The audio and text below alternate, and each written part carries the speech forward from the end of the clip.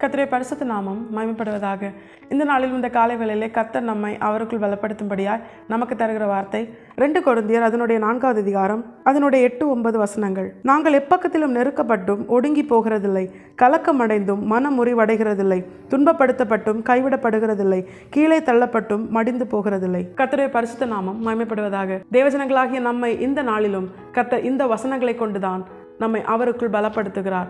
இந்த வசனங்கள் தேவஜனங்களாகிய நம்முடைய வாழ்க்கையில நம்முடைய இருதயத்தை இன்னும் கர்த்தருக்காக அது பலப்படுத்துகிறதாகவும் ஸ்திரப்படுத்துகிறதாகவும் கர்த்தருடைய வார்த்தை நிமித்தம் நம்முடைய இருதயம் கொழுந்து விட்டு எரிய பண்ணுகிறதாகவும் தேவன் இந்த நாளில் இந்த வசனத்தை கொண்டு நம்மை இன்னும் அதிகமாய் பலப்படுத்துகிறார்.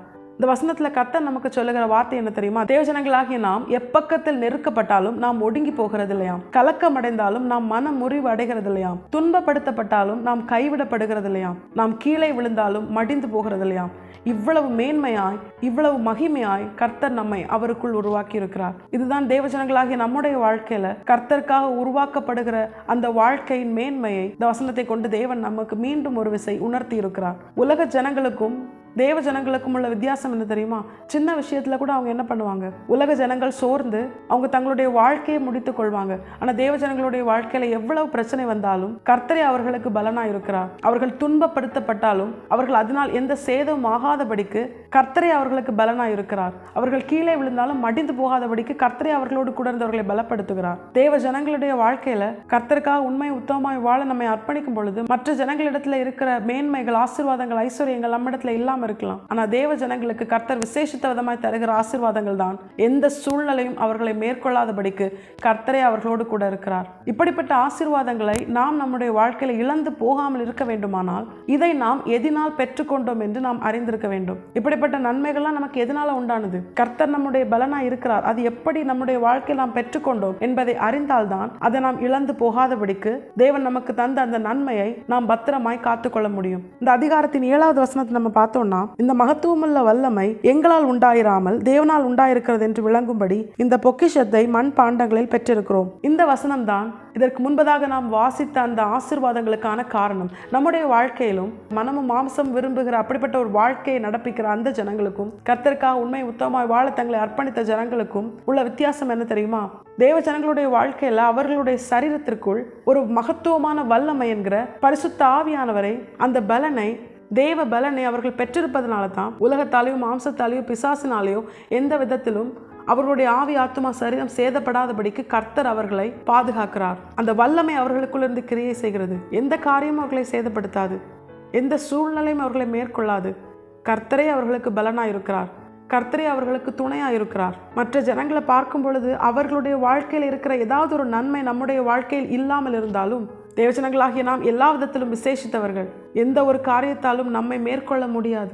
நமக்குள் இருக்கிற பரிசுத்த ஆவியானவர் நம்மை பலப்படுத்துகிறார். நாம் அடிந்து போகாதபடிக்கு, நம்முடைய மனம் முறிவடையாதபடிக்கு, எந்த சேதமும் நமக்கு வராதபடிக்கு கர்த்தர் நமக்குள் வைத்த பொக்கிஷமாகிய பரிசுத்த ஆவியானவரை நம்மை பாதுகாக்கிறார். தேவஜனங்களாகிய நாம் உணர வேண்டிய ஒரே ஒரு காரியம் என்ன தெரியுமா?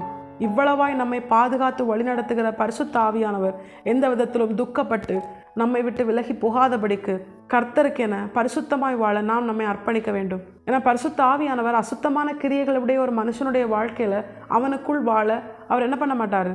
அவர் இடம் கொடுக்க மாட்டாரு. அவனுக்குள் அவர் இருக்க மாட்டாரு. சிம்சோனுடைய வாழ்க்கையில் நம்ம பார்க்கிறோம். கர்த்தருடைய அந்த உணர்த்துதலை அவன் உணராதபடிக்கு மனம் மாம்சம் விரும்புகிற பிரகாரம் வாழ அவன் இடம் கொடுத்தது நிமித்தம் தன்னுடைய வாழ்க்கையில தன்மேல் இருந்த அபிஷேகத்தின் வல்லமையை, பரிசுத்த ஆவியானவரின் பலனை அவன் இழந்து போனான். பாவத்திற்கு இடம் கொடுத்து தேவ எச்சரிப்பை அசட்டை பண்ணினதுனால கர்த்தரால் கொடுக்கப்பட்ட அந்த மகத்துவமான வல்லமை என்கிற பரிசுத்த ஆவியானவரை அவன் இழந்து போனான். அவனை விட்டு பரிசுத்த ஆவியானவர் விலகினதை அவன் அறியாதிருந்தான். நம்முடைய வாழ்க்கையிலும் இன்று வரைக்கும் தேவஜனங்களாகிய நாம் ஜீவனோடு இருக்க காரணம் நம்மிடத்தில் இருக்கிறவைகளோ நம்மோடு கூட இருக்கிறவர்களோ அல்ல. தேவன் நமக்குள் வைத்த இந்த மண் பாண்டத்திற்குள் வைத்த, நம்முடைய சரீரத்திற்குள் வைத்த விலையேற பெற்ற பொக்கிஷமாகிய பரிசுத்த ஆவியானவரின் பலத்தினால் தான் இன்றும் நாம் ஜீவனோடு இருக்கிறோம். வேற எந்த காரணத்தினாலும் அல்ல, வேற எந்த மனுஷர்களாலும் அல்ல, எந்த ஐஸ்வர்யத்தினாலும் அல்ல. தேவன் இந்த நாளில் நமக்கு எச்சரித்து உணர்த்துகிறது என்ன தெரியுமா?